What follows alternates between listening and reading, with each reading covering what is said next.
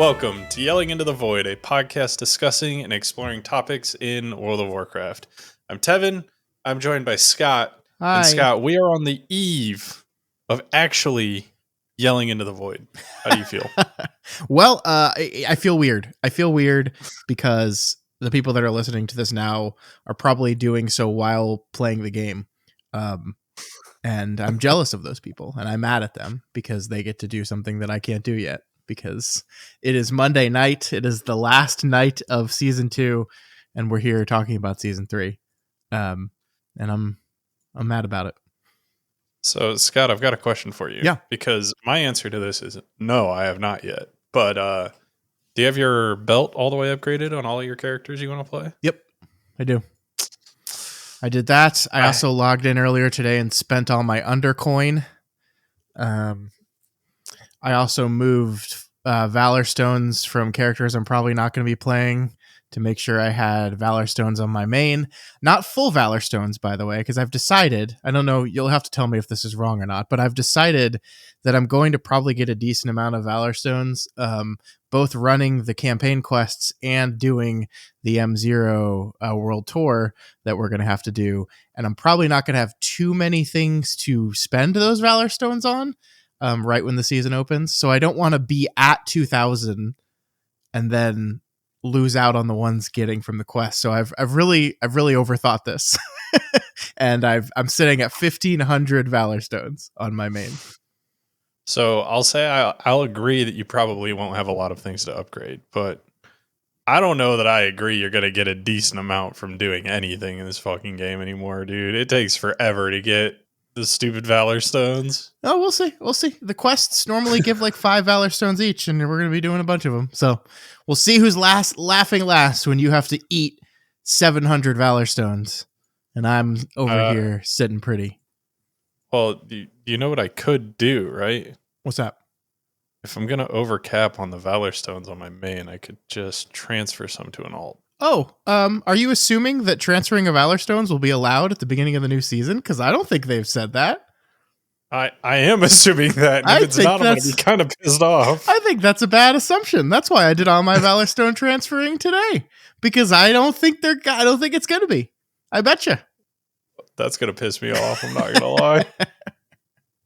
It might be a slight annoyance at the time because I'm not going to be playing any alts, but that's going to piss me off. We'll see. Well, guys, I think for this episode, doesn't really need to be any introduction. There's no news section because the news is the patch you are currently playing, which is the entirety of what we want to talk about today. So I guess let's just dive in and kind of hit the ground running. So I have season 2 starts tomorrow. That's wrong. Season 3 starts tomorrow. Awful. Really unprofessional. I've never been more disappointed in you ever. So, Scott, I do have a question for you. Yeah. And I think we've talked about this already. So this is for anybody who hasn't been listening the past couple of weeks. But first and foremost, what are you going to main in season 3? I will be maining a restoration druid, to the surprise of no one. I've done it every single season except for last season. And even when I was a tank, I was still playing a druid. So I'm going back to my druid. And it seems like Resto Druid is going to be pretty good in this next patch. It's currently listed as the favorable healer in Mythic Plus for being in the meta. That is also based on a tier set that is currently broken and giving more benefit than it should. So the patch is tomorrow and they haven't fixed the tier set yet. I think they probably will at some point, but I hope that when they do that, they will. Usually when they fix a tier set this late into the development cycle, they just kind of compensate with some buffs elsewhere, maybe not equaling the exact same healing level that it was doing before, but I'm hoping for that. I don't think the tier set bug is enough to like it's going to go from meta to like F, but it would hurt its chances. But no, I'm going Resto Druid. Seems like it's going to be really good in Mythic Plus, decent in Raid, and of course, just is the most fun I have playing this game is when I get to play a Druid. So yeah, that's me. What about you? Well, first off, I did want to say you are going to have to survive heroic week, but that's not a thing. It's not a So you heroic should be all week. right. Yeah, it's fine. I have to survive Mythic Zero World Tour week. You know, you can't be too broken doing Mythic Zeros. They come down on you for that one. Yeah, we'll see. But no, for me, I will be playing Hunter, currently looking like Beast Mastery. I honestly, whenever I play Hunter, I never really just stick with one of the specs. This is any time in the past that I've ever played Hunter, it's been like that. So I'm just going to say I'm playing Hunter currently. BM's looking like it's going to be the strongest in both Raid and in Mythic Plus, with Survival being the strongest in pure single target. But that being said, we'll see how it shakes out. I'm assuming there's going to be some tuning patches that come through here very shortly into the season, because they really did cut down quite a number of DPS specializations going into the season. And I'm thinking they're going to realize that they overtuned a little bit and try and buff some of those back up. And so that might change what I'm playing at that point. I hope so as well. I mean, there is always the danger that they really hesitate to tune much while the race is going on. So you think they probably have this week here to tune things before the race starts, and then they might not really touch anything until after the race is over. Which, Sure. if balance is very, very bad, that would be unfortunate. But we'll see. I honestly can't tell how the situation with balance right now. You know, with your hunters, they just did like a pretty big nerf pass on hunters like late last week. I think right before the weekend. And some other classes were in that as well. So I don't know. We'll see how it all shakes out. They're going from a patch that I think they just kind of nailed it on balance overall.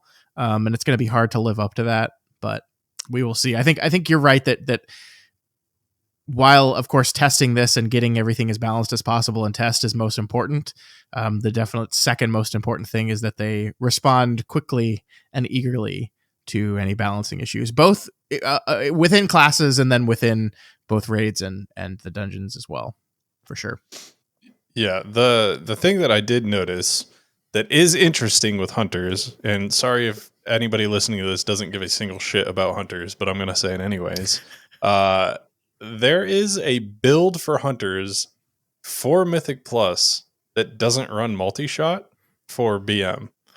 It's still doing like 85 to 90% the AoE damage that you would with multi-shot, while having way higher priority target and single target damage. That's kind of crazy. It's going to be interesting. That's for sure. I don't know how I feel about it, because like on one hand it's like cool to have the option, but also how long is it going to stick around? Like, is Blizzard actually okay with this? So we'll see what happens. Yeah. It's gonna be a wild couple weeks, that's for sure.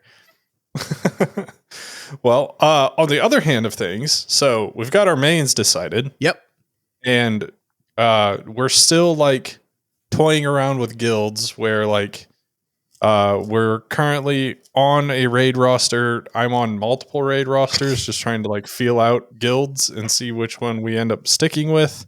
Is this like the sitcom situation when you're going to try to be going on multiple dates at the same time, and you have to run back and forth, and then you forget your hat and mustache in one of them? Well, no, silly, because they're on different days. Come on. I wouldn't double schedule myself like that. What are you on? I mean, we'll see.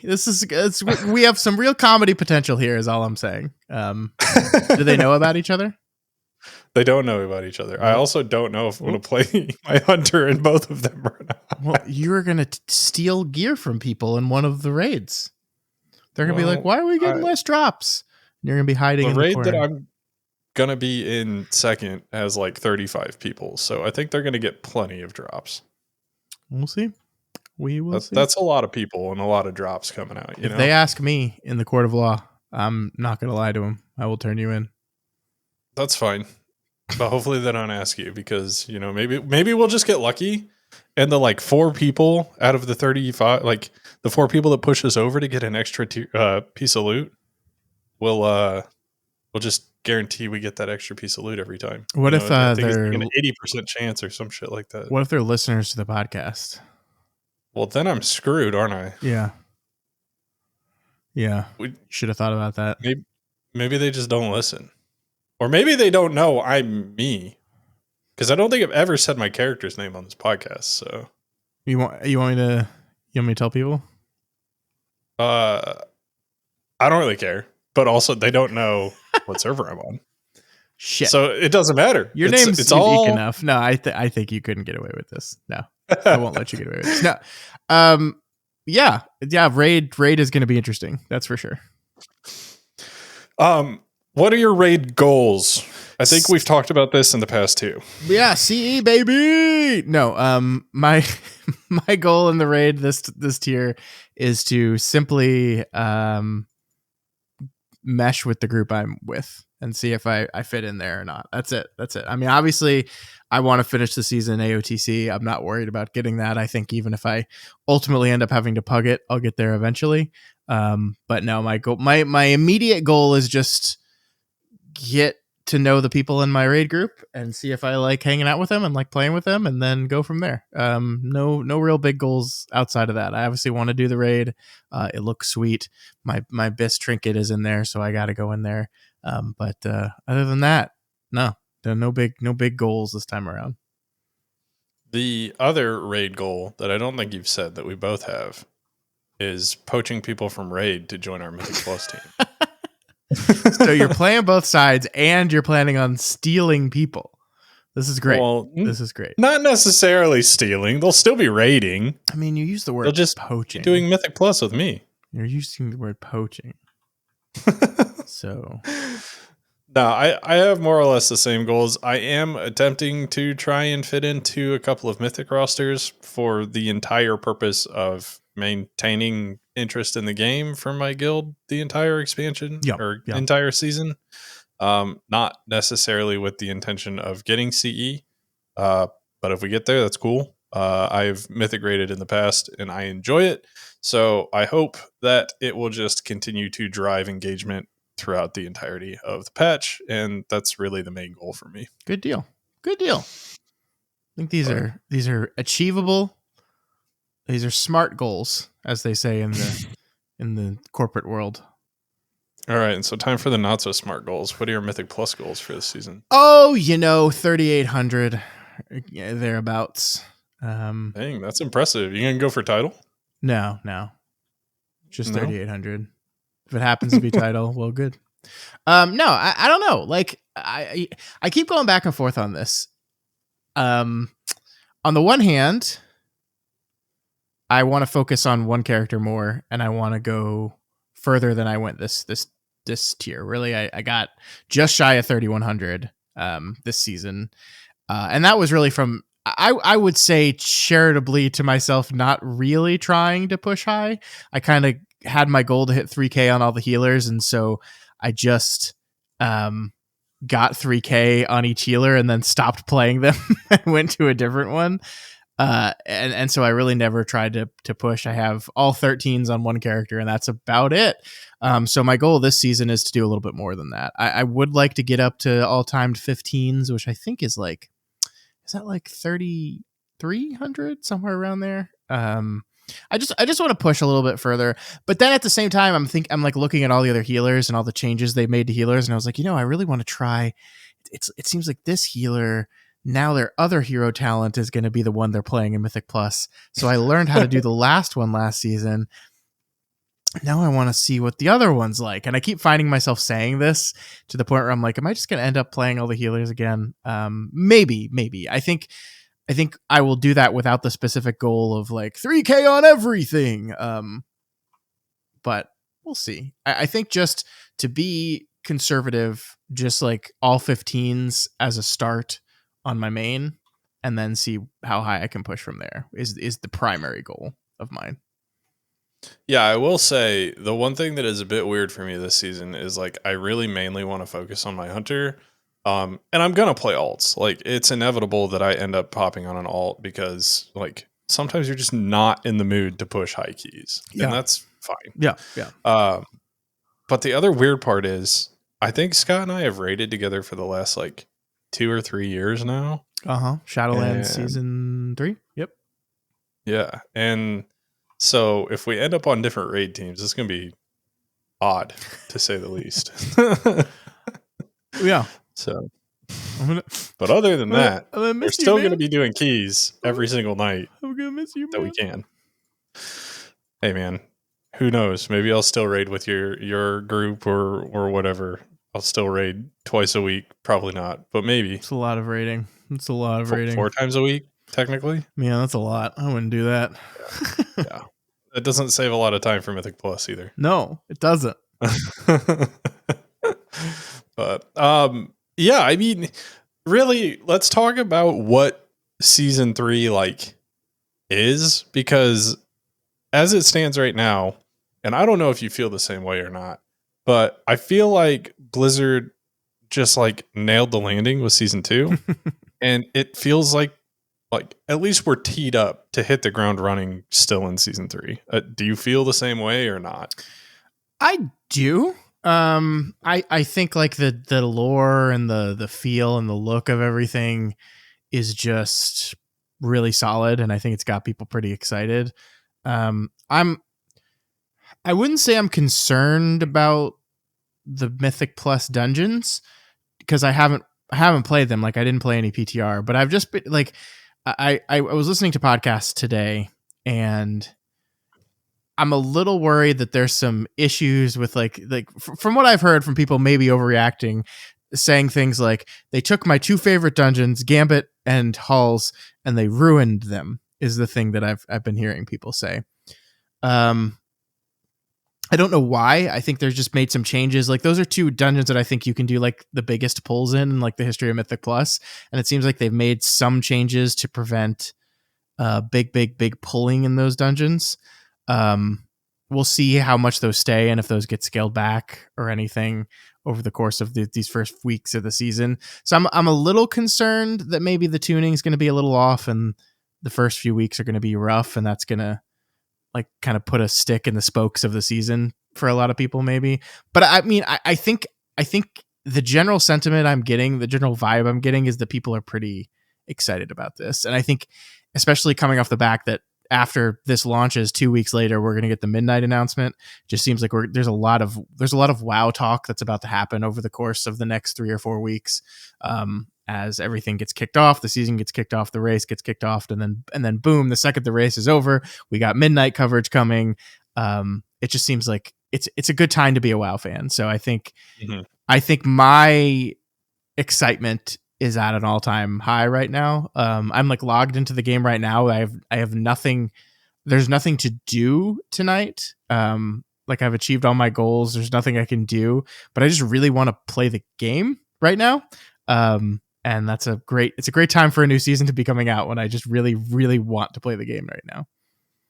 Yeah, I agree. The thing that I'm looking forward to the most, honestly, and maybe this will take us into our next section, but like the thing I am most hyped for and really want to see how it works out, because it's a big old question mark right now, is I want to see how these hero talent tier sets work out. Like in my opinion, it is such a cool idea. And like we just got off the back of a season where the tier set, you and I were like both kind of like bah humbug. This is stupid. Why would you do it like this? Into a season where it's like, this is actually pretty cool. And the fact that it changes with what hero talent you have selected and every, like, I don't know. In my, like, it's just, it's neat to think about. And the fact that they are continuing to like play around with things like that, I'm just super excited to see how it works out. And it might be an absolute fail and it might crash and burn, but it's something new and they've got to continue to try new things. Yeah, I am definitely of the opinion that tier sets should kind of alter the way you play the game a little bit. And I think one thing that is absolutely true, you know, love or hate the season 2 tier sets, I think they just, I don't know. I never felt like they had any impact in my gameplay whatsoever. Like,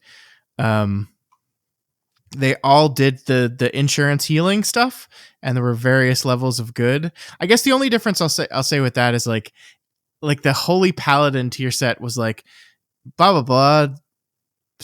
puts insurance on your guy, and then that's you like that. And then like the holy four set also had, and also your divine toll is reset, or you get CDR on your divine toll for each holy power spender you have, and that was like game changing for holy paladin. Like you like get your toll down from a minute cooldown to like a 30-second cooldown, and you end up just using toll constantly. But like that wasn't even part of the whole insurance part of the tier set. That was just like a thing they tacked on in the 4 set. And like it seems like in season 3, no matter what you're going to be doing, the tier sets are going to have a pretty powerful impact on how you're playing the class, what talent loadout you're going to be getting, what maybe even what stats you want, stuff like that. And I like tier sets more when they're impactful in that way. Right. And so, yeah, I hope it's a success. I think it's a fun, new, interesting way of doing it. I feel like, you know, it's a great idea to you get to change it dynamically within the same spec, but also it also feels like the part where they bleed over into the other specs is various levels of successful or not. Like I feel like where healer and DPS or healer and tank are touching,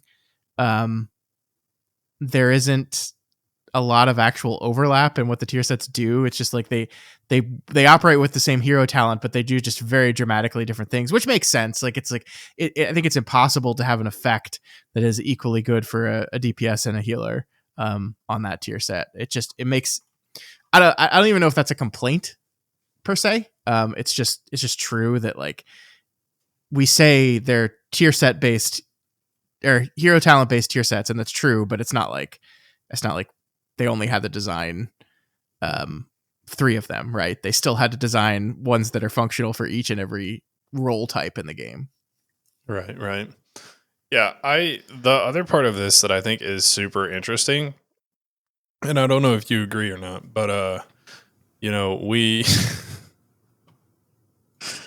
okay.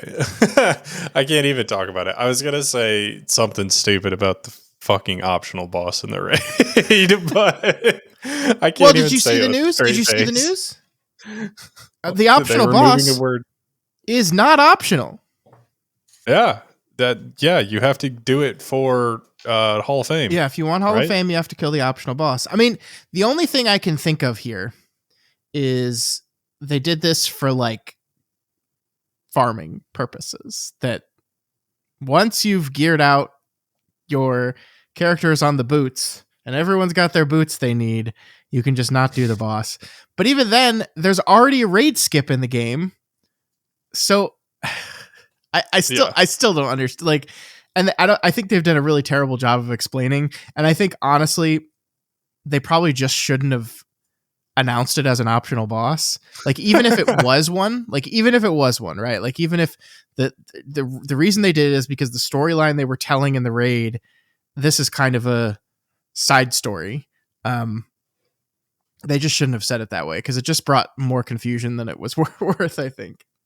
Yeah, I was gonna do some weird tie-in about how like I was super looking forward to getting on my tier, and then I was looking forward to getting my boots, and then, you know, something stupid, optional boss, something. But yeah, I completely agree with you. Just don't call it that. Like, we have had bosses in raids before that you can just skip. I mean, shit, Vexy in the last raid, you could just skip her. But we didn't call her optional. Like, yeah, I think they just messed up on that. And I think sometimes it's like they underestimate how much people will read into things. I think another good example of this, by the way, is the fact that there might not actually be a third Demon Hunter spec coming, and everyone just kind of collectively decided there was, and they're sitting at home going, we just did all this to have the 3 council boss thing, and there's no, like, literally all that could be happening is they're going to open Demon Hunters to some of the allied races, and that's all they're doing. And this was just us overly reading into things. Certainly possible. There was a couple interviews that happened last week that the response to the question about the third spec was like, not like they won't come right out and say no. And they won't come right out and say yes, but just the way they answered the question was like, Yeah, that was for the boss. That was, we designed the new void metamorphosis form for the boss because the boss is gonna use that ability. But I mean, but who knows? Maybe this could all just be a dodge, and then like the announcement 2 weeks after the race is that new Demon Hunter spec's coming. I who knows? So another question for you, and this isn't necessarily season 3 related, but it is Midnight related. Uh, what, what other main things are you expecting in Midnight? Are we obviously we're expecting player housing? Are we expecting a new class? Are we expecting an ethereal playable race? Are we expecting a new Demon Hunter spec? Like, what do you think's coming in this announcement? I think the most exciting thing about this announcement is that I have no fucking clue what's coming. I think this is it's really, we talked about this a little bit ago, but just like looking at the hero talents and the talent system, looking at that system and being like, is this even a thing that they can expand upon? Can we add more talents to this? How do we expand upon this thing? Like we talked about this a little bit at the end of Dragonflight, and then they came out with this hero talent idea. I was like, oh, that's a clever way of expanding upon that. They can't do like hero were talents, so I don't know what they're going to do with the talent system, if they're going to do anything at all. I don't know what they're going to do with classes. I don't know what they're going to do with races. I think it feels like it's time for a new class, but maybe not. I don't know. I just don't know. And I don't know if like the big question to me is like, do they feel that player housing is enough of a box sell that they really don't have to do anything else, that we don't have to have any big system adjustments, that from a combat perspective, from a raid perspective and a Mythic Plus perspective, that the game is going to kind of continue to operate exactly as it's operating right now, but we have this whole new pillar that is player housing. I don't know. And I mean, the question, I guess, to that is, can the game handle that? Like, we have. I'm stealing this from another podcast I listened to this week. I think this was from The Bench. No, this was from Potty C, I think, where a lot of people think War Within is basically Dragonflight 2.0, and that's because it basically is. That like they took the evergreen systems they launched in Dragonflight, and they took like the kind of design philosophy they launched in Dragonflight, and they just simply and smallly iterated on it in this expansion. And can the game afford for them to do that again, or do we need them to take big swings in the system? Do we need them to take big swings in player power advancement in these things? Do we need the game to fundamentally change and be kind of a like watershed shift in what the game is that we kind of have been used to expansions sometimes being? And I don't know the answer to that question. There's part of me that says, yeah, I think we do. That Dragonflight 3.0, but also with player housing, is not going to help the game. But I also don't know what numbers for the War Within are like. Like, how is the game doing is not something they've talked about in a while. So I have no idea. Yeah, and you bring up a good question on whether player housing is going to be a good enough box sell or not, because like when I think back to big system like pillar changes that they have done on expansion launch, I think of like the artifact weapons in Legion and or Mythic Plus in Legion. Like, and when those first came out, like that was just their first iteration, right? It wasn't that good. People still enjoyed it, but like we are on like 10 plus years of iteration now on that. And it's like, I feel like player housing is releasing in a completely different like echelon compared to things that they have released as evergreen pillars that have stuck in the game for so long. And so like it does make me wonder, like, is that actually enough? And also, how have they put so much dev time into this? Like, can they even release anything else with this? Yeah. Because it is more fleshed out than like 90% of anything that we've ever really seen come out of an expansion before, which is awesome. Like, I don't want this to be taken as a bad thing. Like, that is cool. But is it enough for an expansion, even though knowing this is going to be in the game for the next 20 years? I just don't know. Yeah, I mean, one thing they said on, and again, I'm just stealing from other podcasts at this point, but one thing they said on Pod EC was the idea was kind of the Dragonflight was a rebuilding period for the game, right? That they had the real low point that was BFA into Shadowlands, and then the game kind of entered this rebuilding phase, like a sports team in a rebuilding phase. And you could argue that that the War Within was an extension of that rebuilding phase. Well, under that logic, you don't want to stay in the rebuilding phase forever, right? The point of rebuilding is to have been rebuilt and then to go for the fucking championship. And it's like, this seems like the time that they need to kind of like, excuse the language, throw their dick on the table and just be like, look, this is what we're going to do. And it's going to be awesome. You're going to have to trust us, but it's going to be a paradigm shift. And I feel like, if not now, then when, right? Because like it makes more sense to do that in the midpoint of this whole trilogy of expansions than it does in the final steps of it. Maybe that's wrong though. Maybe their plan is that the Last Titan is going to be when they're done and ready to win. I don't know.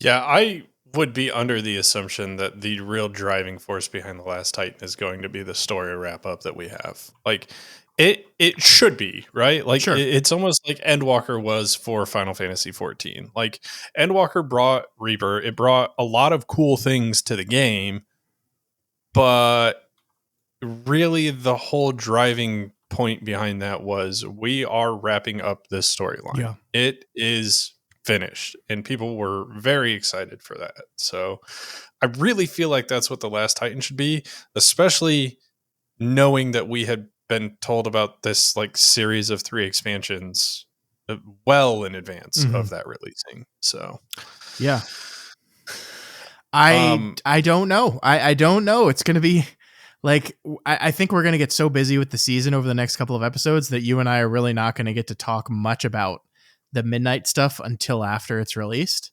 Yeah. But so I'm glad we're getting to talk about it now. But yeah, I mean, this is kind of the big thing in my, like, I'm always excited about expansion announcements. This is the one that I'm excited about, but I'm also just like very curious because I think this is going to be a defining moment for the game. They're going to, in what they decide to do and not to do in this expansion, is going to define what the game's going to be for the next 5 years, possibly. And I'm just very, very, very curious about what it ultimately looks like. Yeah. So to tie all of this back into, I guess, what we are talking about today, there is an update for an evergreen system that they have implemented, which I believe they're going to continue iterating on in Midnight. And obviously they're still doing the work to, potentially rid us of weak auras and things like that. But we need to talk about the cooldown manager update. And I don't want to be like all Debbie Downer on this, but like they're making iterations on this. It's getting better. They're doing what they need to be doing, but the update that they're doing to this, like, it still doesn't feel like it's good enough for the majority of people to ditch weak auras and use this for their like class stuff yet. And maybe it doesn't have to be. I think this is interesting, right? So let's be clear here. I don't think either of us have used the current iteration of the cooldown manager. And like, you just have to look at the things that they're adding in this latest version to see why, because it's stuff that I was reading and I was like, wait, this isn't in the current iteration of the cooldown manager already. What is the things that they're adding? Let me pull this up real quick. I don't remember the exact. Wow, it pulled up. Yeah, I mean, basically, there's no debuff tracking right now. They're adding debuff tracking to the cooldown manager. They are adding. There's no like tank tracking of like personals and things like that. So they're adding that. I mean, picking and choosing what you show. Yeah. Oh, that's like a basic level. Yeah. Yeah, what the fuck? Why wasn't that in the initial release? Right, absolutely. But like, this is, I understand your sentiment, but like this is the point of doing this now, right? The point of doing this now and getting this in a good place before we rip the APIs out that allow these weak ores to work is to give time to make iterative small changes like this that add stuff to the game that people can't believe wasn't already in the tool in the first place. I read through that and I can't find the article right now, but um looking at the stuff there, what I was left with is like I still won't use this over weak ores. Which is, I mean, just true. Thank you for sending that to me. Yeah. I still will not use this over weak auras, and that's okay because they're not turning weak auras off. But it needs more work, and that's okay. It will continue to get more work. The other thing I want to make sure of is that like it's going to be a big deal that it has profiles. I think it will have profiles, but that it has profiles that are allowed to be shared because like I mean, weak auras are cool, but like the thing I love most about the weak auras is I don't have to come up with them myself, and I can just get someone else's weak aura and upload it and be done. So I would think this would have profiles because everything else that they've developed in the new UI has profiles that you can save and things like that. But yeah, I mean, I think it needs work for sure. I do want to talk about that a little bit. So I agree with you that a big draw to weak auras is the fact that you don't have to do anything for them. But I don't know if you've looked at this article at all, but if this gets implemented and it does ultimately replace weak auras, like you don't have to be a weak aura guru to do this stuff. Like it is very straightforward in the UI. It pops out like an edit mode of things that you can change about the buff that you want to track or the cooldown you want to track. And other than that, it's literally like drag and dropping from your talent tree into the area so that you can track it. And then you can drag and drop and reorder them.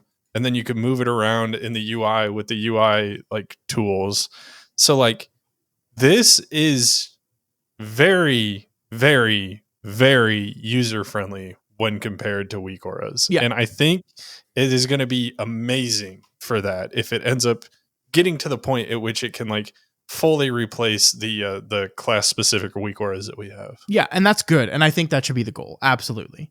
But I don't want to mess with weak auras, not because I don't know how to mess with weak auras, but just because I don't want to. now to be clear, I also don't know how to mess with weak auras, but like it's not like I just don't it is that is not the part of the game that interests me. It's similar to like player housing. What I want and that what they said they're going to do is like you can just like import someone else's design, and I'm like, hell yeah, that's me, because I want to have a nice cool looking house, but it is not my type of fun to like spend hours and hours and hours like designing the cool house and putting it all together. Like that is not my idea of fun, and that's the same thing with weak auras. It is not my idea of fun.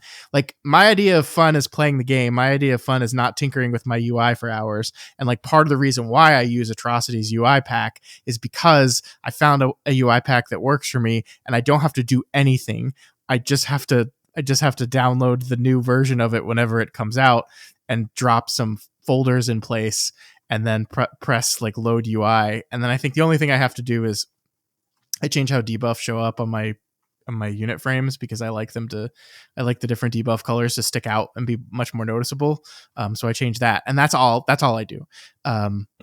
And so like what the ultimate UI for me is one that I have to spend very little time getting it the way I want. So I mean, I agree with your sentiment that the big problem and the reason why they're wanting to move away from add-ons is because the stuff is overly complicated and it scares away new users. It scares away users who don't want to figure out how to work this stuff. And this thing that they've developed, while it's still missing some features that I like, is very, very easy to understand. You are absolutely correct. It's very straightforward.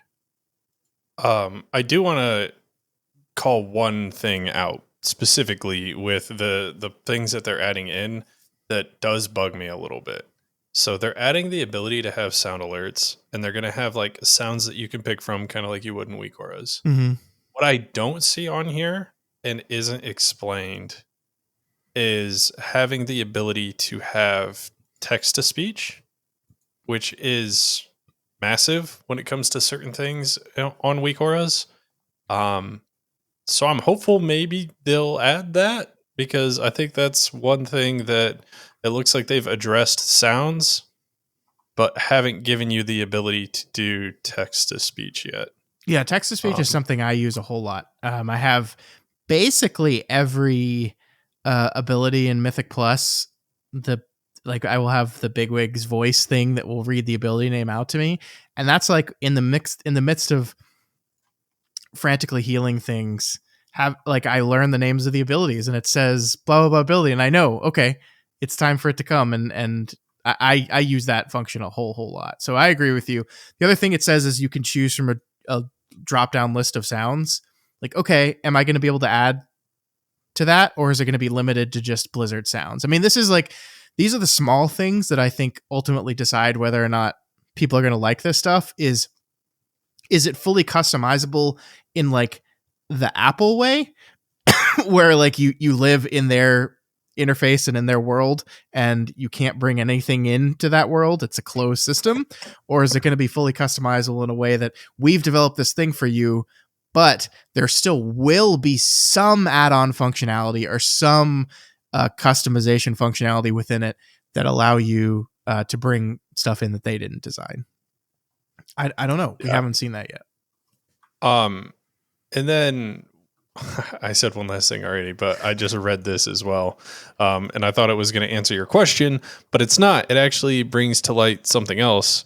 It says that saving different cooldown manager configuration profiles can be swapped between different types of content. I almost wonder if this is going to be kind of like a a weak aura thing per se, where it's like it can tell when you're in a 5-man group, or it can tell when you're in a dungeon, or it can tell when you're in a raid, and it swaps on its own, or if this is going to have to be manual. Because if this is going to have to be manual, that's going to be slightly annoying for the people who are using these profiles. So, Yeah, I would hope stuff like that swaps automatically. Again, that's another great thing about your unit frame add-ons and things like that, is they can say, "Oh, you're a 5-man. Here it is. Oh, you just convert it to raid. Boop, change automatically." So yeah, mhm. that's basic functionality in some of the unit frame add-ons that have existed for ever. Um, so I would hope any kind of weak or a change functionality would follow that. I would hope. Yeah, I completely agree. I'm saying But I would hope a lot because, we just don't know. I mean, again, this is yeah, like everything I read in this article that you linked for me here is good. This is good yeah, stuff. I'm glad they're adding it. Arguably should have been in the thing from the beginning, but this is what iteration looks like. This is what developing something new looks like. And if they told me tomorrow that, okay, it's done and we're turning off weak auras, then I would go, whoa, whoa, whoa, whoa. But they're telling me, okay, we're continuing to iterate on this. And while we do, you'll still have access to your full suite of add-ons. And I'm like, okay, I'm fine. I'm fine. yeah. And to clarify for everybody, Scott and I both love the fact that this is in and that they are iterating on this, despite us saying this should have been in on the initial release.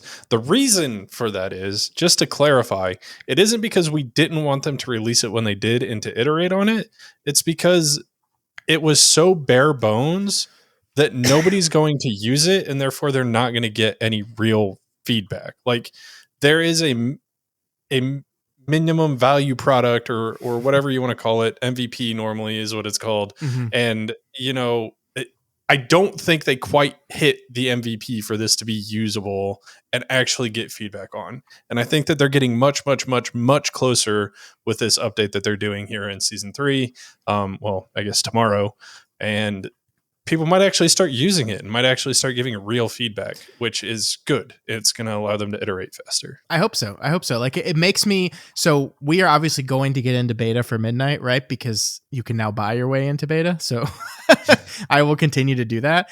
And like one of the big things that stopped me on testing, we've talked about this many, many times, is that the non-functionality of add-ons in PTR and in beta really make it so I don't do that stuff as much as I would like to.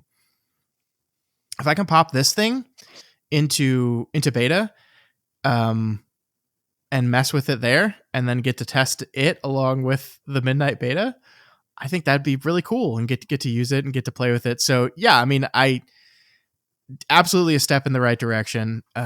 I think the reason why people were so negative about it at the beginning is because they announced it and launched it right around the same time they outlined their whole new philosophy on add-ons going forward, and it was just kind of bad timing to say, like, eventually one day we're going to get rid of combat add-ons, but we're going to replace that functionality with stuff internally, and here's our first great example of it. It's the cooldown manager. And we were like, well, that thing sucked though.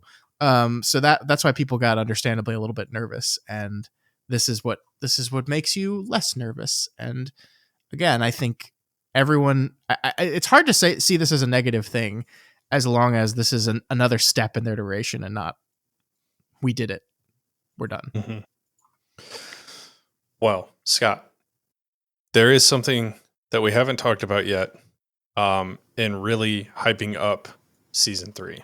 We have alluded to it, that they're going to be there, and obviously it's the main features of the season. But we haven't actually talked about what we feel about the entirety of the raid or the entirety of the Mythic Plus dungeon lineup. And we have a little bit in the past. So I think that a good place to start this is, I personally have not looked a ton into the bosses. I have looked a little bit at their mechanics and seen, like, are people, genuinely enjoying this, or are they not really enjoying this? And then I've read through some of the stuff for Demencius, and man, can I just say that I think every boss in this raid on paper, and at least through the testing, looks like it's going to be very fun. With one caveat being, we're getting another raid where we don't really have a single target. Like, we have like one single target boss, and some people don't like that in raid. Like, some people want raids to be single target, single target, single target. But I really think we're only getting like one true single target boss fight. Yeah, I think Blizzard has kind of shown throughout this expansion that the way they want to design raids going forward is that they have a very heavy mix of types of fights. That they have some that are out fights, some that are council, some that are single target, some that are 2 target. They want to mix it up, and they want to make a raid that is not heavily leaning into one particular type.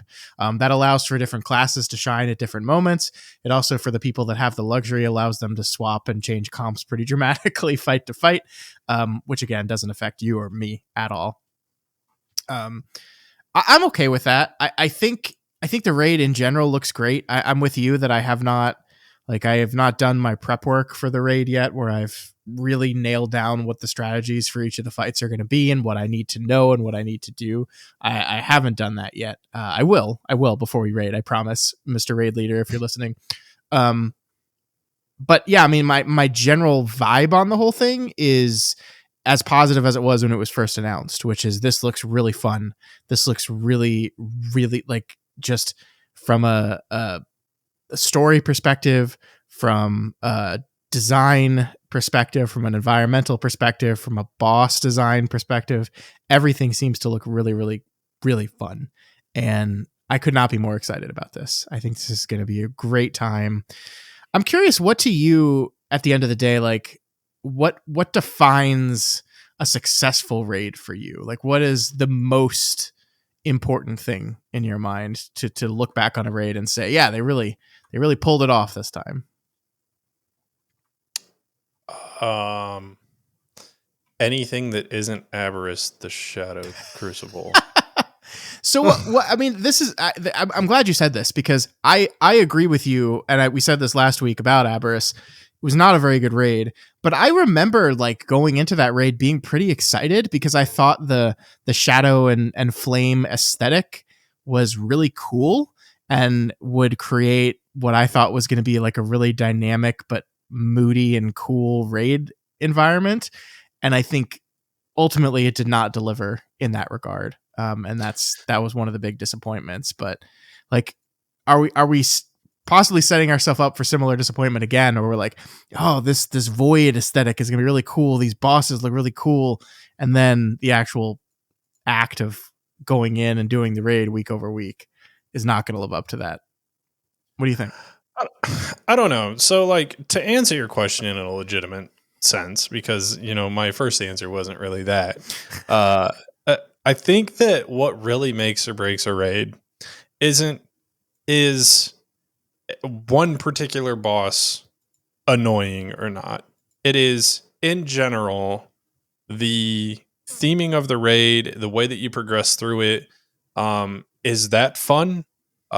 Is the trash like so stupid that it just pisses you off? Like, one of the biggest atrocities that Abris committed was the just sheer amount of fucking trash in that place was dumb. Like, it was so stupid. And then it Mhm. had the stupid, like, you take less damage bubbles and you heal, and like just a bunch of stupid mechanics on trash, which compounded with a bunch of not fun boss mechanics to create a not fun raid. So I think that from what I've heard, there's a decent amount of trash in the raid, but it's going to be like, are the trash mechanics super fucking annoying or not? Mhm. Which is going to cause that to be bad.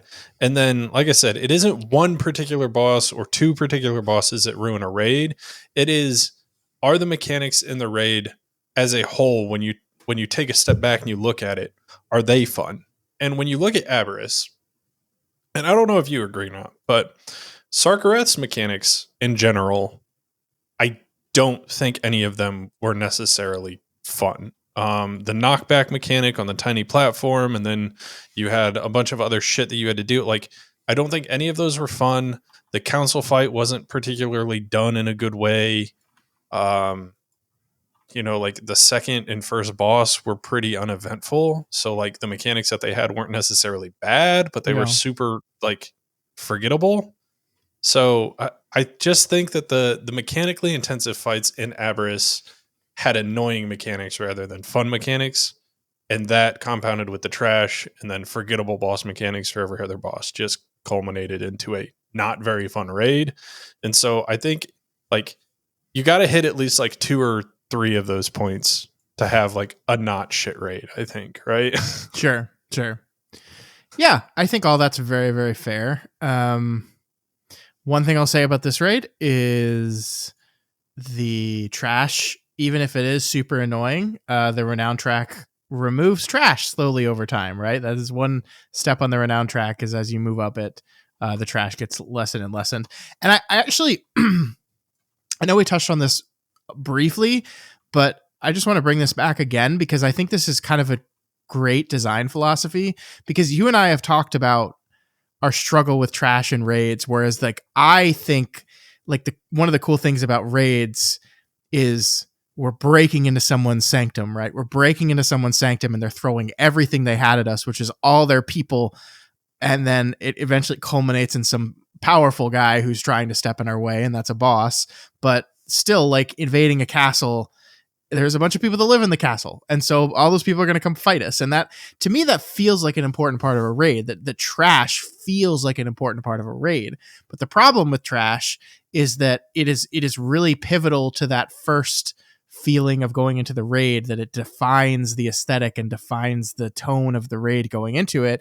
But once you've done the raid like 6 times, 7 times, 8 times, it just becomes burdensome and time wasty in a way that is not fun. So the idea that over the weeks on this renowned path, as we farm the raid more and more and go up in renowned, that the trash will lessen each time, because we've already killed the raid. The story of the raid kind of stops mattering the first time you clear it, because from a story perspective, I've already invaded this castle. I've already killed all these people. Why are they back again? It doesn't make sense. And of course it doesn't make sense, but it's part of the game. And so to take the element out of it that I think does add something at the beginning, but adds something less and less as you go on, I think is just smart design. And I'm glad they've done it. I think it's a kind of have your cake and eat it too moment that I'm really appreciative of, actually. Sure. Sure. Yeah, I definitely agree. The other thing with trash is just the sheer number of mobs isn't necessarily always the issue. I mean, Liberation of Undermine had an absolute metric fuck ton of trash, but like, you could pull a billion things together Mm-hmm. or you could skip half of it. Like, it isn't always the sheer numbers that make the trash annoying. So I'm hopeful in their endeavor to reduce the trash. It isn't like we removed all of the cannon fodder mobs that don't matter and we left all the annoying as fuck mobs for you to deal with. And Yeah. I mean, know this is how a that great. actually works. Should trash have mechanics, right? In Mythic Plus, I say yes, but in Raid, I don't know.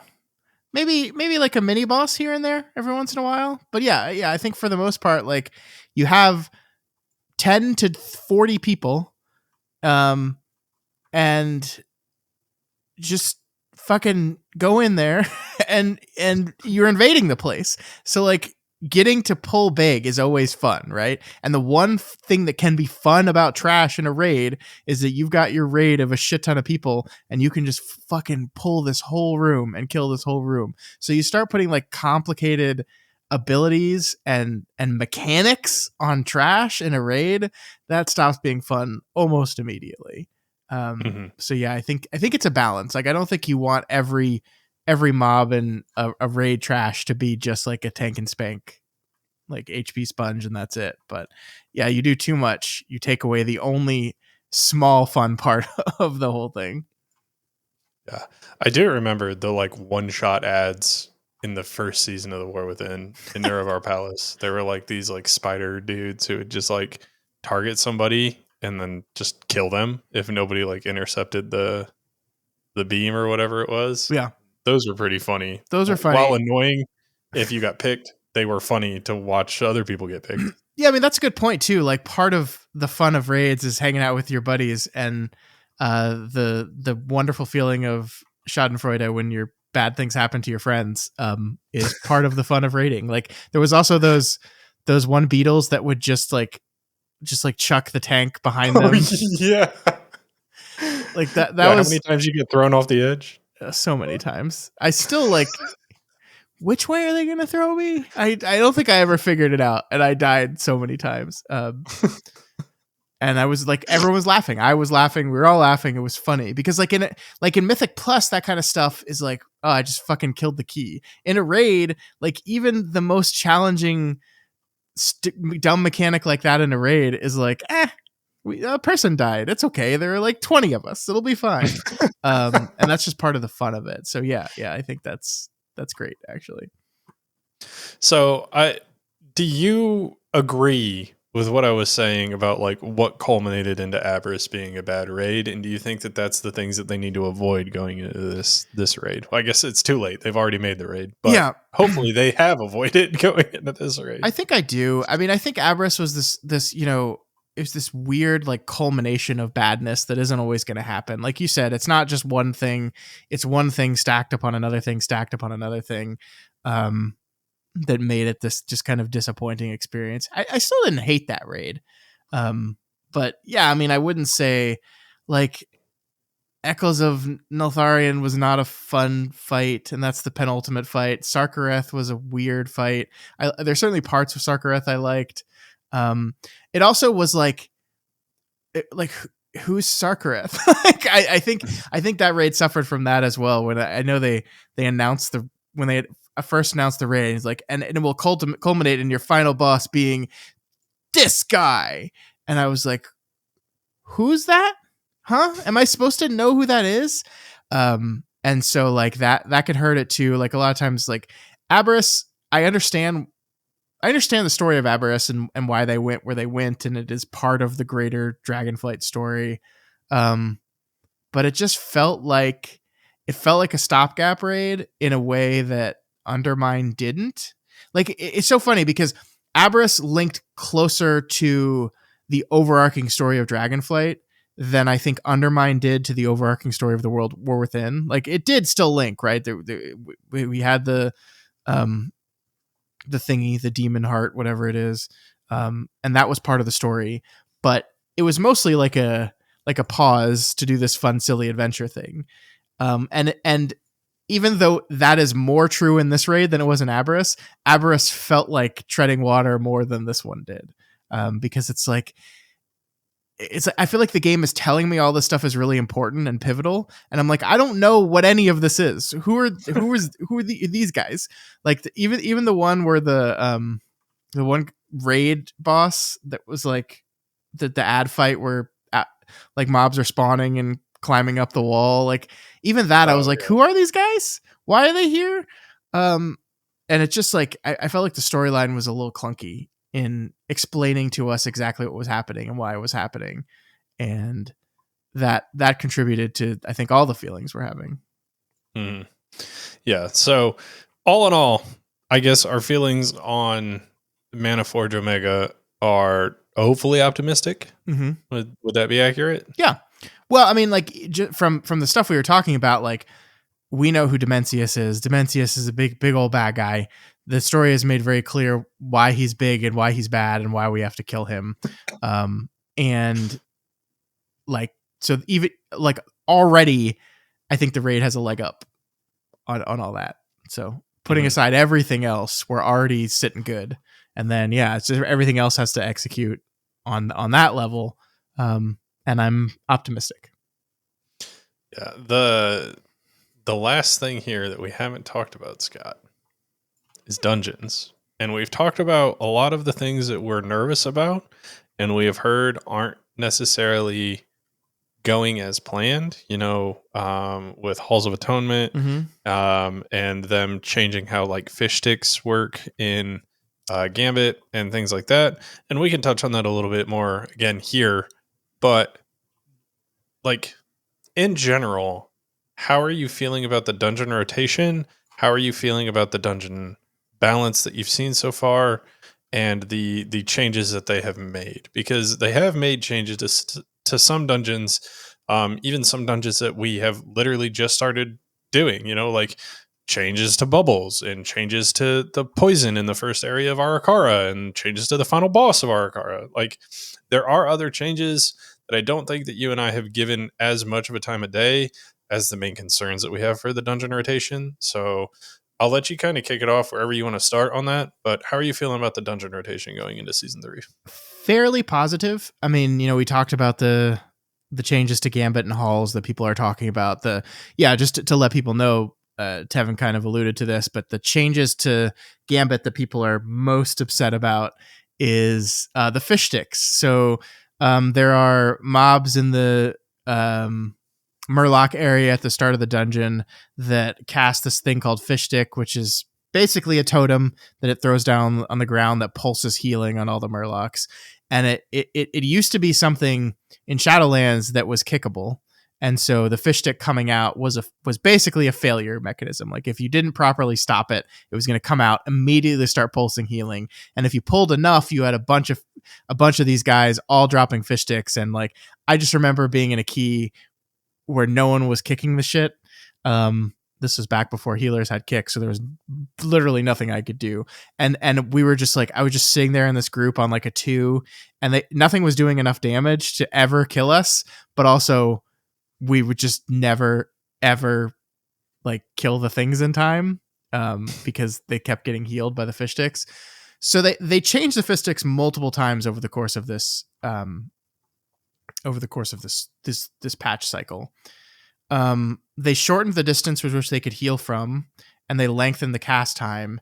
And so essentially what happened was you could just pull all the mobs away from them. It just became like you pull everything into one big group, fish stick cast happens, you move the pack over here, and you just keep doing that, and you can basically ignore the mechanic. Well, Blizzard didn't like that. They didn't like that. So they lowered the cast time, they increased the range, and they basically declared, to deal with fish sticks, here's what you're going to have to do. You have to kill them. You have to kill them. Kill them. And that was really annoying because they were treated as totems. And one thing that people know about this game is when things are classified as totems in this game, it means AoE stuff ignores them. It means dots don't work on them. It's super fucking annoying. And that upset a lot of people. I think very, very recently, they have removed the totem signifier from the fish stick. So that's good. I think that gets us to a place where as long as they don't have too many hit points, they can be AoE down, they can be dotted up and all that stuff. That becomes much less of a hassle. I'm hoping that's enough to get them down to a place where they're reasonable. and allow people to pull a shit ton of murlocs, because there's like a lot of murlocs in that area. So it's almost like the game's inviting you to pull a fuck ton of them, and then for them to be like, no, you're not allowed to do that. It seems silly to me. Yeah, I agree. The other part of the fish stick thing that they've done that you didn't touch on is the most recent change when they removed the totem signifier is they also removed the cast time. Yep. So it is just gonna happen, and there is nothing you can do about it. They are basically saying you will deal with this by killing it. That's the only way you can deal with it. That's what you're gonna do. Do it. So yeah. It is no longer a short cast time. It was already short in Shadowlands, and then it was shortened even more, like Scott had said. It is non-existent. They're just going to slap the thing down, and you will kill it. And if it doesn't die easily to AoE, then you are going to have to treat it as a priority target. And if it doesn't die fast enough to that, then I think that it's back to the drawing board, and they're going to have to make a change here. But I'm hopeful that isn't the case. Yeah, and so from the Hall's perspective, one of the things they did is they added a tank debuff to some of the starter mobs in the first area. And then they also changed, there were some curses that would go out on random players in the party that basically put a big circle around you that people inside the circle take damage, things like that. They're still called curses, but they changed those curses to be magic dispels. And so basically what they've done is they've just like a lot of the mobs in the opening part of the dungeon have a lot of magic abilities that require dispels. But there are more dispels going out than obviously that a single healer can dispel. So again, it seems like with the specific goal of shrinking the amount of things you can successfully pull at the same time. Because you will have to eventually dispel your tank, or else this debuff will just get too painful for them. But you also have these circles going out and these other dispels going out, and it's just a lot of stuff. So people aren't really happy with that. I haven't played it, I haven't experienced it myself, so I don't know how it's ultimately going to work. But it's one of those things that has upset people. And I understand the third boss is they've nerfed it a little bit, but it's still kind of stupidly difficult. And then the fourth boss is kind of, it just doesn't do anything anymore. So yeah, I don't know. We'll see. Those are the two dungeons I'm really worried about. I think with the 4 dungeons from the War Within coming back, we talked last week. I really like Priory. I really like Operation Floodgate. So I think the changes I've seen in both of those are fairly positive. We talked about some of the changes to Priory early on in the PTR cycle, that they're trying to maybe encourage people to try the path to the other side, kill the other mini boss instead of the one that everyone else kills. I don't know if they were ultimately successful in that. It still seems like the route is going to trend to the left side first, and that's almost entirely because there are more sharpshooters on the right and there are more of the knights on the right. And even though they've nerfed the knight's ability, it still kind of sucks, and so people are just going to probably skip those as much as they can. So I don't think that fixes that. They haven't really done anything about some of the most painful pulls in that dungeon. Like the paladin groups are still like incredibly painful and have so much immediate kind of spot healing needed. So that's still going to be a real struggle for me personally. We've talked about the Arakara changes. I'm mixed about them. I think the big thing with Dawnbreaker is it's still kind of bugged, and maybe like, I don't know, maybe we shouldn't have brought the dungeon back when we can't figure out how to make the ship work 100% of the time. I'm playing BM. Oh, I didn't even think about fucking Dawnbreaker, dude. Oh, no. Like, I understand they did these dungeons from a player vote, right? These are the 4 dungeons that players voted for. But maybe Blizzard should have been like, okay, I understand you guys really like Dawnbreaker for some reason. We can't fix the ship, so we're just not going to listen to you on this one. But that's how they I'm did. so disappointed right now. I didn't even put that together until now. Mm-hmm. Oh boy. Well, I guess we'll see how pets interact with that. The last time I played it, it wasn't great. I guess at least I'm not playing Arcane again. That was by far the most annoying spec to play on that fucking fight. I wonder if I'm going to put down my F-Flow and then just watch it fly away. Goodbye, F-Flow. Bye. Yeah, it's somewhere back there. You got to go fly. Like when you got to leave for the first boss to go fly away from a giant explosion, you can go sit in the F-Flow for a little bit. Yeah, I mean, I guess I'm not like super worried. I guess here's why I'm not super worried is I think with season 2 they proved out that they have a new philosophy that is lessening the burden on the tanks, making it so there's less things that need kicking and stopping. And when things in their design went out of that paradigm, they were pretty quick to ease up on the difficulty of the dungeons and make adjustments. So I'm optimistic about the season overall because I think they've shown that they're going to do that. And I believe them that they are going to do that again in season 3 if and when it's necessary. And so no matter what concerns I have today, I believe those concerns will be dealt with one way or another going forward. So are there problems in every single one of these dungeons? Yes. I think they will deal with them as they come. So the only dungeon we didn't really talk about, and I don't know if there's even really much to note, but Streets of Tazavish. Mm-hmm. Anything major there? Like they got rid of the shield on the first boss is the main thing that I know of. I don't remember any other like significant changes. I mean, I guess they changed how the like trading minigame works, and they shortened the amount of trades you need to do by 1. But like that's it, right? It seems like from what I looked at on PTR, and it's hard to know this for sure, but it looked like on the musical boss, it looked like the damage you need to do to break the shield in time was pretty intense at one phase. Because remember, like he puts up a shield, you have to knock the shield down to be able to kick him before he does a big group wide thing. It seemed like the damage required to break that shield was pretty nuts. That could have just been a tuning thing that they've since adjusted. I don't know. But maybe that's an added challenge they have. I don't know.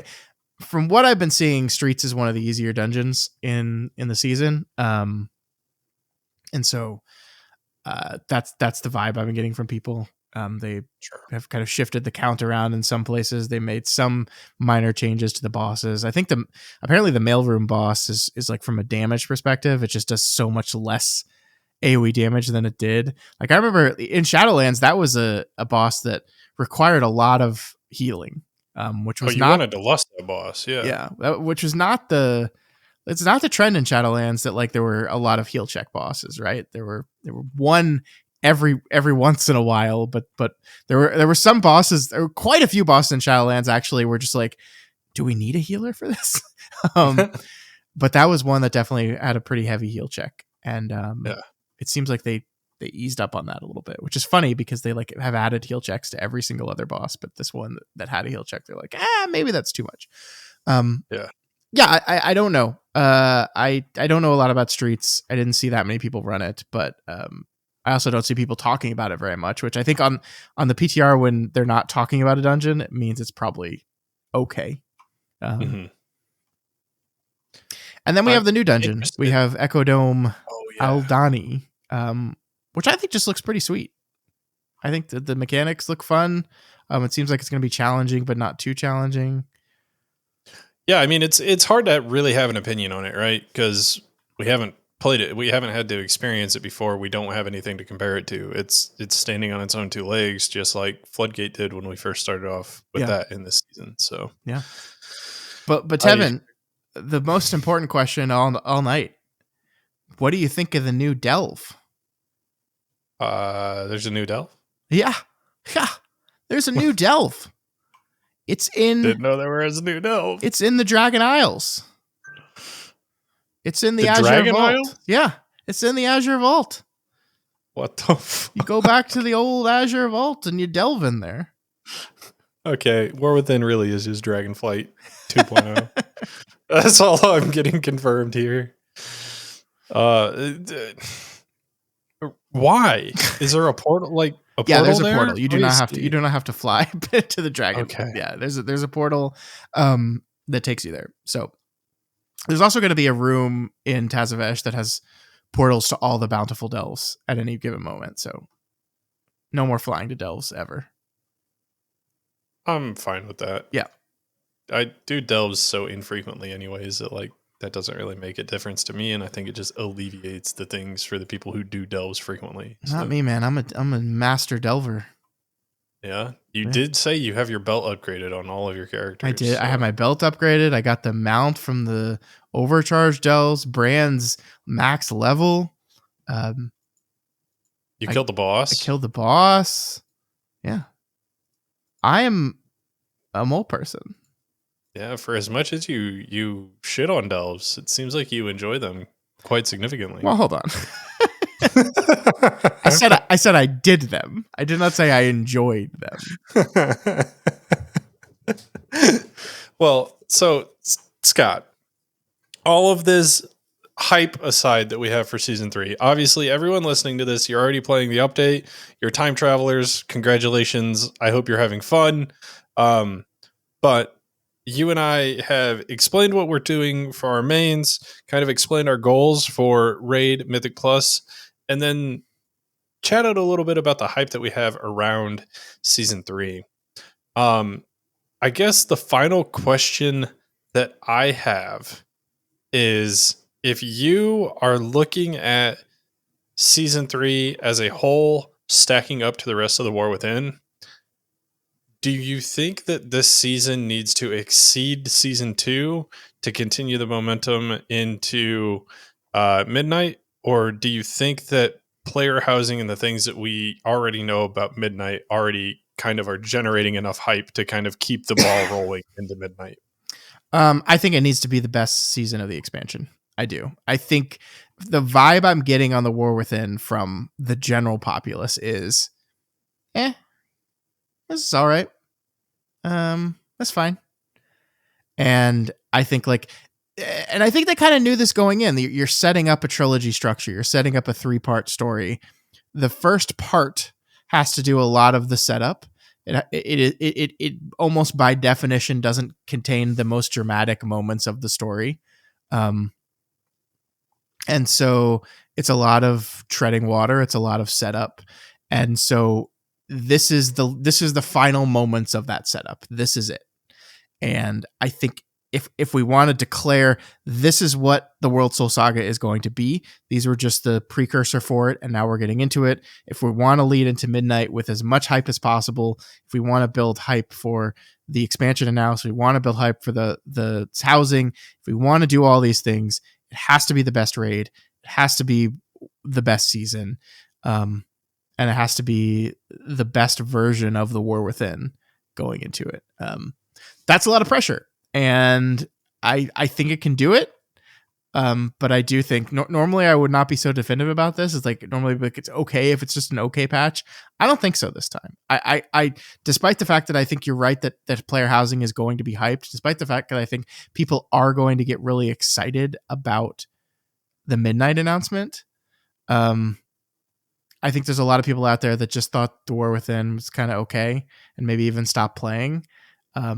And hearing simultaneously that Midnight is coming and watch this cinematic and get excited. And also the game is really good right now. Get back into it right now. Are you hyped? I think that's what they need. And I think that's kind of what happened in Dragonflight, right? That like the announcement for the World Soul Saga came not long after season 3 started, and season 3 in Dragonflight was really fucking good. The raid was awesome. The story was awesome. The Mythic Plus season was really strong. And that like led to this kind of snowball of hype going into the World Soul Saga and the War Within. And as much as I've enjoyed the War Within, I feel like that snowball, it got a little melted a little bit. That there was some disappointment here. So yeah, I think it has to be the best version of this game to lead into hopefully the best version of what the game is going to become soon. Mm-hmm.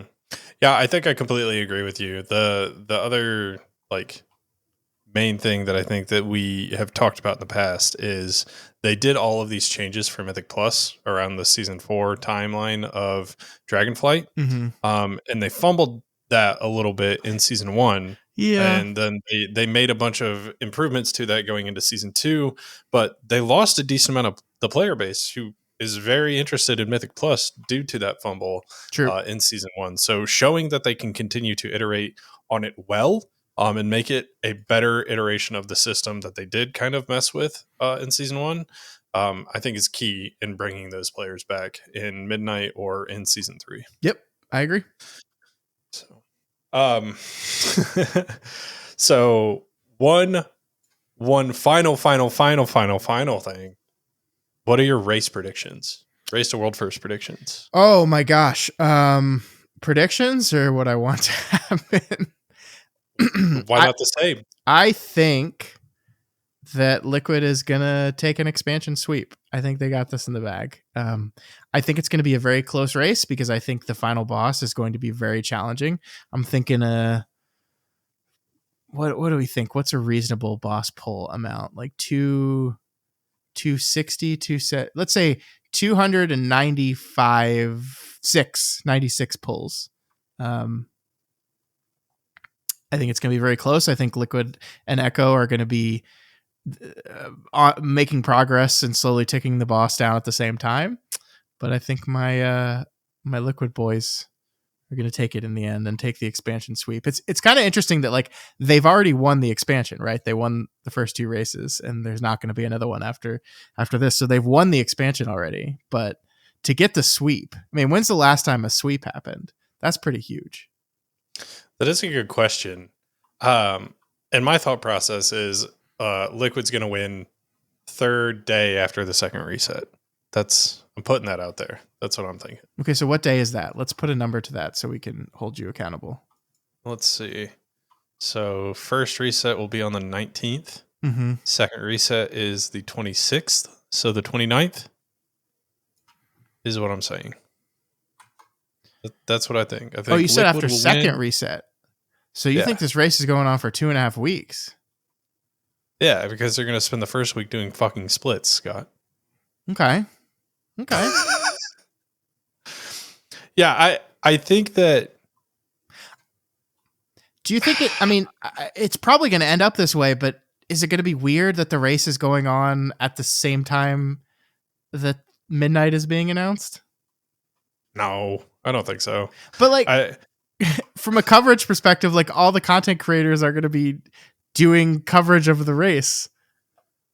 I think the only way that really is a problem is if they're on Dimensius at the time that Midnight's being announced. Like at the exact same time. How pissed would you be if the world first Dimensius kill is during the Midnight announcement? I mean, I guess that's the risk they're running, right? So yeah, it is what it is. I don't know. Okay. Yeah, I never thought about that. I think I was just like, the race will be over by the time they do the announcement, but the announcement's 2 weeks away. There's no way the race is going to be over after, like, by the first reset. No fucking way. Not with the amount of splits they run.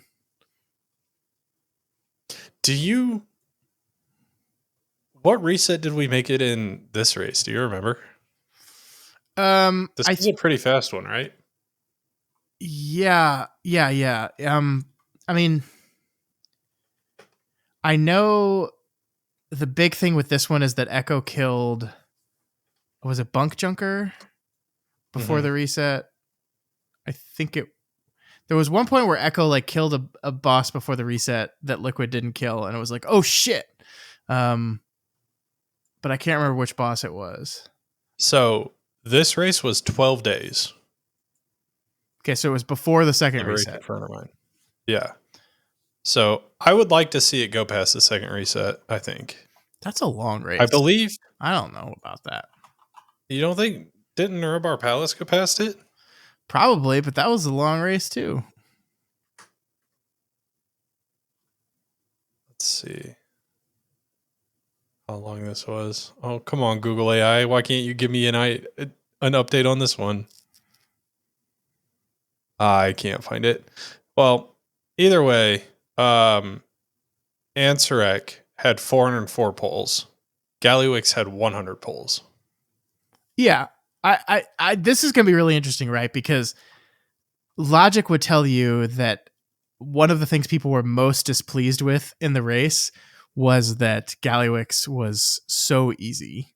And I use easy very relatively, right? Obviously, 400 pulls to 100 pulls is a big swing. So Mhm. logic dictates that one thing they are going to absolutely make sure of in this race is that Dimensius is not undertuned. But the question becomes if in doing that, they're going to overtune the boss and make this one of the most difficult end bosses in the history of the game. Because I think most first world raiders would say that Ansarek was one of, if not the most difficult fight in the history of raid. Like that was a Right. very, very, very difficult fight. It was a very difficult final boss fight. 400 pulls is a lot of pulls. So if we're making like a pull prediction on Dimensius, are we by saying my like I forgot what I said, 276 or something, whatever, is saying that it is not going to be tuned as difficult as Ansarek. Sure. And I I don't know. I don't know. I hope that it is. I don't know, because the Race to World First guys seem like they really liked that Ansarek was that difficult. Yeah, they did. So, They did. Those they're um, sick people. They're broken in the head, and they like that shit for sure. so I also looked it up, and I finally found it. It looks like Nurabar Palace was also a 12-day race. Well, there you go. So I'm changing my answer. Uh, I'm changing my answer to, let's see here. 7 days would be the 19th. 14 days would be the 26th. I'll say the 25th. We'll give them an extra day. 13-day race this time. Okay. Okay. Where does that go with midnight announcement? That would be the Monday of the week that Midnight's going to be announced. So midnight. Let me look this up. Wednesday, August 20th is going to be the kickoff, where they said in like the opening of Gamescom they're going to have like the announcement that they'll probably show the cinematic. So okay, we could do this. The race could be over, possibly. There's no way. The 20th is when they're going to do it? Uh-huh. Yeah. That would be the first day after the first reset. Oh, well, that could be. I don't think there's. Dude, people would be so pissed off if the raid or if the race ends then. Are you kidding me? No, I They're think going you're to spend right. like the first like 3 or 4 days doing splits alone. I think you're right. I think the more realistically the race ends on the weekend after that. So the 22nd, 23rd, 24th Yeah. is probably the most realistic time frame. Well, either way, both you and I think that Liquid's going to win. And I do want to like call out for people who don't follow competitive WoW. Echo has lost a number of major players on their team. So I'm going to be interested to see, and most of them, not all of them, most of them have went to Method. There's been 1 or 2 that's came over to Liquid. But Echo has lost a pretty significant number of players. They have poached people as well. But yeah, I'm going to be interested to see how they fare, knowing the roster changes that they've made over the last season. Yeah, I definitely don't want to overreact to that. I mean, I agree with you. Like, you just look at it, you just look at the data, at the number of players that they've lost, and you're like, wow, they're going to lose for sure. They have got recruited some really good players as well.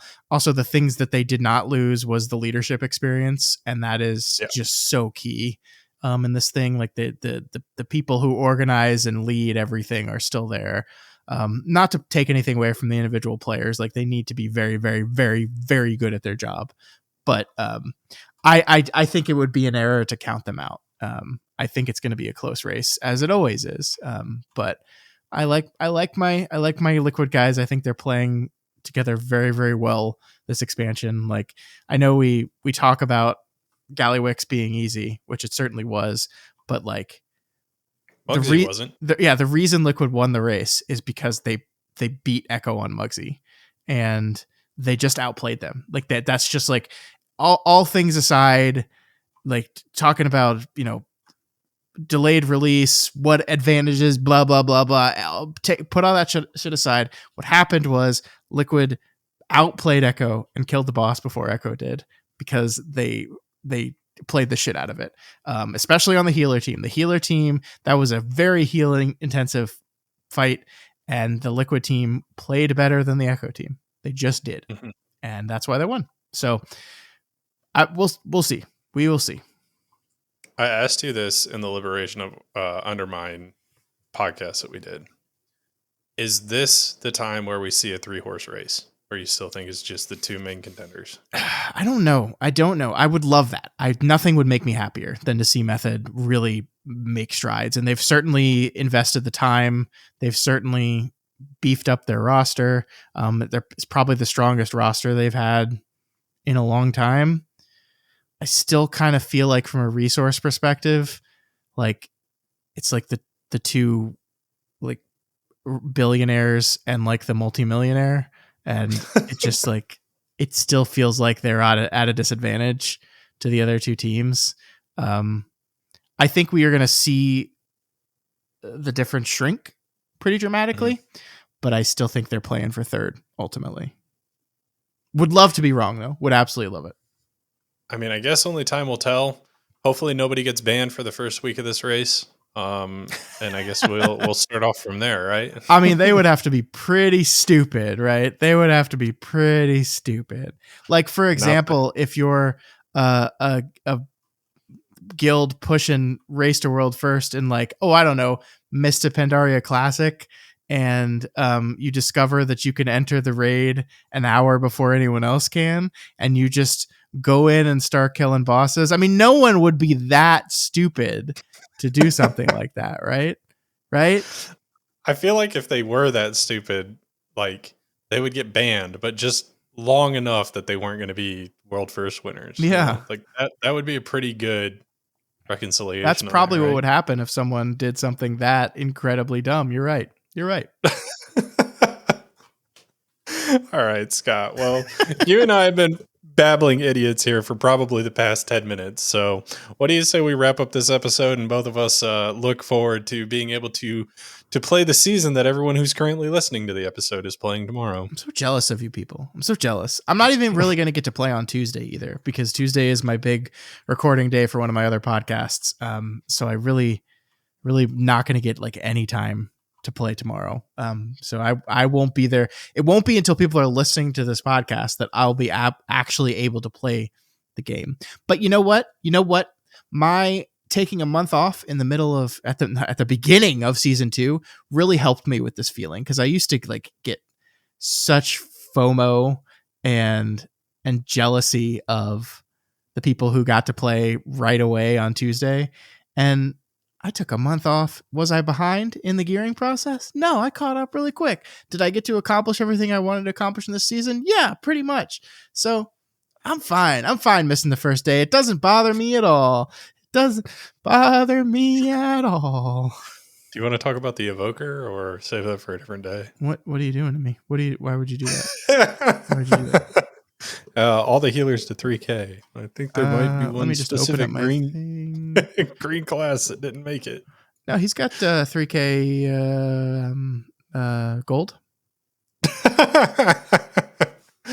But all right, Scott, let's go ahead and wrap this one up.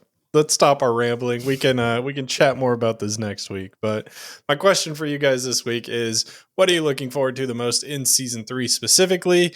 And if you have any ideas about things in Midnight as well, more than happy to hear those. But as always, you can contact us over at yellingintothevoidwow at gmail.com. YouTube is at yellingintothevoidwow, and Twitter and Blue Sky are both at intothevoidwow. And if you are not already subscribed to this podcast, folks, season 3 is here. Subscribe. We're going to be talking about it for the next 6 months, except for when we talk about other stuff like Midnight in 2 weeks from now, because that's what we're also going to be doing. So, subscribe. Do it. We're on Apple Podcasts, Spotify, YouTube, everywhere. We're all over the place. We live on the internet, and you can find us there. We do indeed live on the internet, but also, guys, please consider liking, subscribing, commenting on the YouTube video. Spotify, like I said last week, I found out that you can leave comments on Spotify, so feel free to leave comments over there as well. But all of that helps us get more exposure, introduces us to new people, and allows us to continue what we are doing here week over week. But until tomorrow, Scott, we'll be over here yelling into the currently non-existent void. Are we gonna have to change the name of our podcast and we just kick the shit out of the void? Kicking the shit out of the void does have a nice ring to it. Yeah, I think that's what we'll update our podcast to in midnight. It seems right. Yeah, until next week, we'll just be over here kicking the shit out of the void. Ooh, I like it. Ooh, that sounds good. That sounds good.